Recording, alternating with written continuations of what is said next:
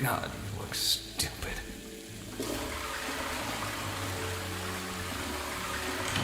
So. Episode 6 of the Amazing Digital Circus did not hold back. Jax spiraled, Ragafer snapped, and the circus feels like it's seconds from collapse. And if that final post-credit tease is anything to go by, well, it looks like Episode 7 is where the real chaos begins. So strap in, folks, because today we're diving headfirst into everything: the confirmed details, Goose Works' cryptic teases, and the fan theories that have completely hijacked the fandom since Episode 6 dropped. You're not gonna want to miss this one.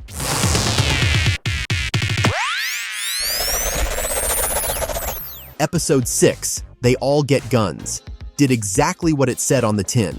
Kane thought the best way to help a group of unstable clowns was to hand them weapons. Genius. The whole thing unravels into a deathmatch: Jax and Pomni versus Zubul and Gangle versus Ragafer and Kinger. And yes, it goes as horribly as you'd expect.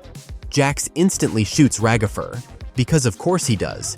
Pomni starts weirdly vibing with him as the bad guy duo, and Ragafer calls him out for manipulating Pomni before getting knocked out of the game entirely. That upbeat glue she's always been is melting away fast. Then there's Jax himself. He spends half the episode acting smug as ever, as he tries to force Pomni to shoot him just to prove their friendship doesn't matter. By the end, he's spiraling alone in the bathroom, completely falling apart, easily the most unhinged we've ever seen him. And just when it feels like the episode's over, we get the series' first post-credits scene. Kane's eyes flicker red and blue, glitching like sirens. It's the clearest sign yet that something inside the circus is breaking, and that Kane himself might be at the center of it. Goose Works has been pretty tight-lipped about Episode 7. No teaser, no title reveal, no details. What we do know is that Season 1 is locked at 9 episodes, and we're officially on the home stretch. Episodes 6 through 9 mark the darker, heavier end of the season, with Episode 5 being, in her words, the silly before the storm. She's also confirmed Episode 7 was so big it had to be split into 2 parts, making 7 and 8 a true two-parter. On top of that, every episode after 5 runs well over 30 minutes, which adds up to about 2.5 hours of story still to come, so we've basically got a feature-length movie to close out the season. Episodes 3 through 6 gave us character spotlights, shining the light on Kinger, Gangle, Ragafer, and Jax. But when fans asked who's getting focus next, Goose Works just said, "You'll have to wait and see." That strongly hints the last 3 episodes are shifting gears into the bigger story rather than zooming in on individuals.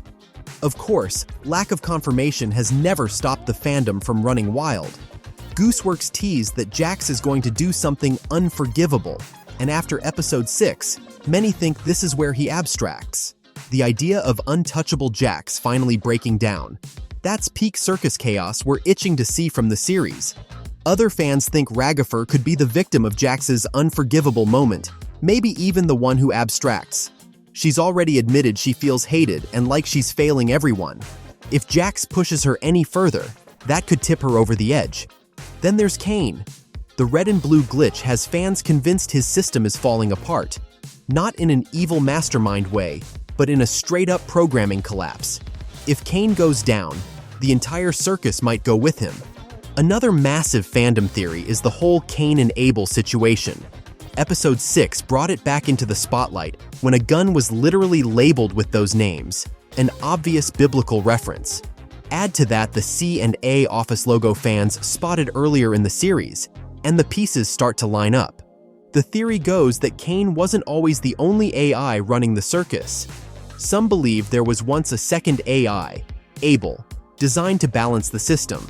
In the Bible, Cain kills Abel out of jealousy, and some fans think the same thing happened here. Abel was either deleted, shut down, or maybe even sabotaged by the circus's programmers, leaving Cain to run the whole system alone. Without that second AI, the circus can't function the way it's meant to, which could explain why it's unstable, why exits don't work, and why humans trapped inside are spiraling. One Reddit user even joked that Abel might have been the Able one, the AI that handled glitches, exits, and memories. the part of the program that kept everything humane. Without him, all that's left is Kane's warped version of fun. Some fans push it further. Maybe Bubble is Abel's leftover code. It would make sense if Bubble is just Abel in a weaker, fragmented form. It's dark, it's messy, and it fits way too well with what we know. Whether the guns were just a gag or a giant clue, fans are convinced Kane's glitches aren't just random. They're the cracks left behind from Abel. So when's episode 7 actually dropping? Well, there's no official date yet, but the gaps are shrinking. Episode 5 dropped in June, episode 6 in mid-August. The fastest turnaround yet. If the pattern holds, episode 7 could land in October, which lines up perfectly with the pilot's anniversary. If it slips, November or December is still likely. Either way, Glitch tends to announce new episodes just a week or two before release, so we'll be keeping locked in. So I think it's pretty clear that episode 7 is shaping up to be one of the season's biggest turning points. Whether it's Jack snapping, Ragafer breaking, or Kane glitching the circus into oblivion, the stakes have never been higher. But what do you think is coming next? Drop your wildest theories in the comments, and don't forget to hit subscribe to keep up to date with all our awesome content. Thanks for watching, and we'll see ya in the next one.